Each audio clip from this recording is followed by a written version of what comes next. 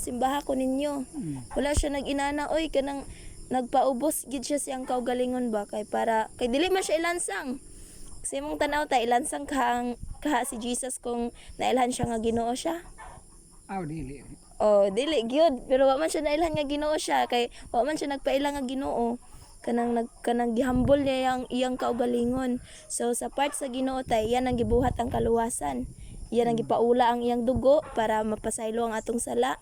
Kita pod nga tawo tay napod tay part. Kung ang Ginoo nagbuhat siyang part, humana siya sa iyang part, kita pod nga tawo napod tay part. So unsa man nga part tay? Ingon nga si Jesus namatay, kinahanglan pud ta mamatay tay sa asa man na mamatay ta pinaagi sa paghinulsol sa atong sala. Kana bitang paghinulsol nga talikdan ang sala bitaw, dili na buhaton, biyaan na mo nay tinuod nga paghinulsol.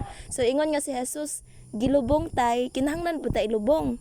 Sa asa man, ilubong ta pinaagi sa pagdawat sa bautismo sa tubig tay, nga ikuan sa tubig, mo nay pag-immerse, i-immerse ka sa tubig.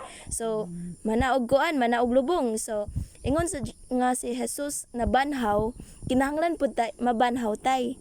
Mabanhaw ta sa atong himalatyon nga lawas, pinaagi sa pagdawat sa espiritu sa Ginoo. Kay kung natay espiritu sa Ginoo tay, kana bitawng mo ni siya ang mokontrol sa atoa. Mo ni siya ang mumando sa atoa, motudlo sa atoa unsay angay ug unsay dili angay para kita makalahutay sa pag-alagad diha kaniya. So, Len. unsa man tay? Unsa man na tay? Ang kani si Ginoong Hesukristo ug ang amahan usara ba? Yes, usara. Nganong ug usa pa. Nganong mo iwan man si Hesukristo? Amahan ko pasaylo sila. Sila gibuhat kanako nga wa sila may balo. Oo. Sige, ato nang tubagon tay. So, kinahanglan ana tay masabtan nato nga si Jesus dual iyang koan, dual nature siya tay. Naa siya pagka Dios ug naa siya pagkatawo.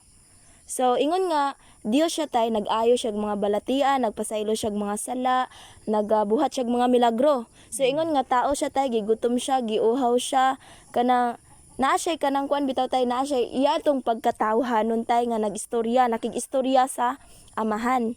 So si Jesus tay naman na sa pulong sa Ginoo nga ako ug ang amahan usara. So usara gid sila tay. Kay na nangutana gani si Felipe tay nga ano siya nga ipakita ang amahan ug igo na naalang kanako. So unsa gitubag ni Jesus tay? Unsa bang pagkaunsa dugay naman tag uban-uban nganong wala pa man kakaila sa kuha. Ang nakakita sa amahan nakakita sa kuha. Oo, kay usara man sila tay ani tay ang espiritu ang amahan ani man siya tay. Sa di ba sa primero pagid sa kalibutan kay nagbuhat ang Dios siya ang amahan. Isip nga amahan siya tay, nagbuhat siya sa kalangitan, sa kalibutan, sa tanang mga butang. So iya tong pagkaamahan. Pero kay nagbuhat di ba siya tao na ang tao grabe naman kay nga pagpakasala. So na siya plano nga magpakatawo. So katong amahan, nagpakatawo siya. Espiritu man ang amahan, espiritu siya, walay unod, walay dugo. So ingon nga makabaton og unod og dugo, kinahanglan siya moagi sa babae. So nagpakatawo siya, gisulod siya sa taguangka ni Maria. So siya tong amahan, gisulod siya sa taguangka ni Maria. Moto siya mo na gitawag siya nga anak, kay gianak man siya. Oo. So pero maora gyapon to siya. Ang amahan nadayag ang amahan diha sa pagkatao. Natawo ang amahan.